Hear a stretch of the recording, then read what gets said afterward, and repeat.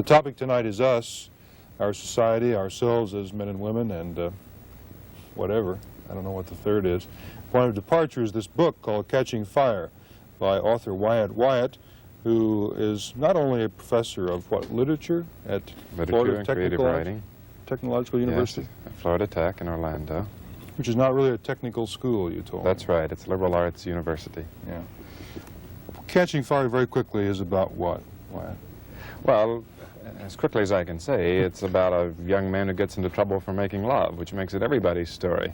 Right. His story is a little different from most people's because he is caught literally in flagrante delicto, caught by a jealous husband, squirted with Smokey the Bear barbecue lighter fluid and set afire, rushed to the hospital with terribly serious burns, and has his entire stomach replaced, which is the common burn treatment today, with a graft of pigskin. Because this man is prominent in a small town, this act creates a tremendous scandal. And he has a burden of guilt for this and begins to think of himself as the pig man. Among the vows that he takes to try to make this come right is a vow of continence. He won't have anything to do anymore with that whole business.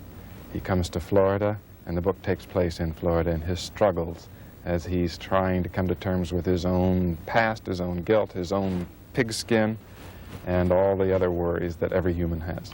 Oh, I hear the people out there rumbling already, saying, oh my God, another guy's written a wacky book to make a sensational copy and sell some books.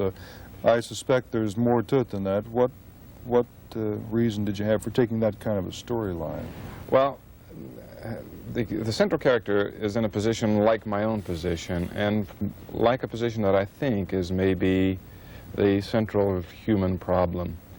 It's not really guilt that bothers him, of course. To be set afire, to find your whole center of gravity burst into flames, is to bring you face to face with death. And living with death is what is difficult for humans. It's what characterizes all our behavior. And that's his real problem. The reason he takes vows to escape various kinds of life is that he's trying to flee his own death, the possibility of dying. So the story sounds wacky, it sounds bizarre. It isn't at all. It's the story of every human being. We're all of us in flight from our own death and all worried about how to live our lives in such a way that it will come out right. You teach a course on death and dying at FTU. Yes, I do. I've been teaching a course like that for several years. Within what context? From a literature standpoint, from a medical standpoint, a religious? What? Context of arrogance. I started teaching a course like that because it seems to me it was the main question. Yeah. I approach it psychologically, essentially, because that's where my interest lies. What does it mean to you to know that you're going to die? What does it mean to me? What does it mean to the characters in my book? I also, of course, approach it in terms of literature because half the literature in the world is about death. What's the first thing you tell your students the first day in class when they've taken a course on death and dying? First thing I do is sentence them to death. I tell them that they have 6 months to live. What would you do with your life if you suddenly discovered that you had 6 months to live? What are your priorities? How does it shape your life? How does it change things for you? Once you come up against it, face to face with it, everything changes. We make different decisions. We suddenly discover that the most important things in our lives we're postponing. Well, are you saying that to live our life to the most, well, I don't know what words to use, to the best, to the fullest, to the most true to ourselves, we should live it as if we were facing death in 6 months? Aren't we? Well, I don't know. Of course we are. In any given moment in our lives, we're all under terminal sentence. At any given moment, we all have 6 months or 6 minutes or 6 years. But none of us really believe that, Wyatt. We think we're going to live many years. Yes, we do. And because we believe that, because we think that, we have the capacity to infinitely postpone things that are interesting to us. Look, we all live in the future. All the important things in our lives are things that we're going to do as soon as we complete this job, as soon as the vacation comes, as soon as I lose 20 pounds, as soon as I finally get divorced, as soon as I finally get married. All the really important things are coming in the future, and that's where we live most of our lives. Well, then your course on death and dying is really a priorities course. Oh, yes, it's really a course in life and living. Yeah. And how do most of us have our priorities askew? And is it a classic way we all have them wrongly set up? Yes, I think so. There are several characteristics that we can identify as general about it. The main thing is this quality of which I speak, that is, that we live our lives essentially in the future. We live lives which are largely fantasy lives. It's very difficult to focus one's attention on the present. At any moment in the present, the consciousness is interrupted by something from our past or anticipation of something in the future. So once we focus our attention on the present, we become immensely more alive. Our priorities in terms of our love are affected by our flight from death. Once we look at someone we love and perceive his mortality, all of a sudden he becomes infinitely more precious to us, because everybody is going to be taken away from us. Once we perceive that, the quality of our love is changed.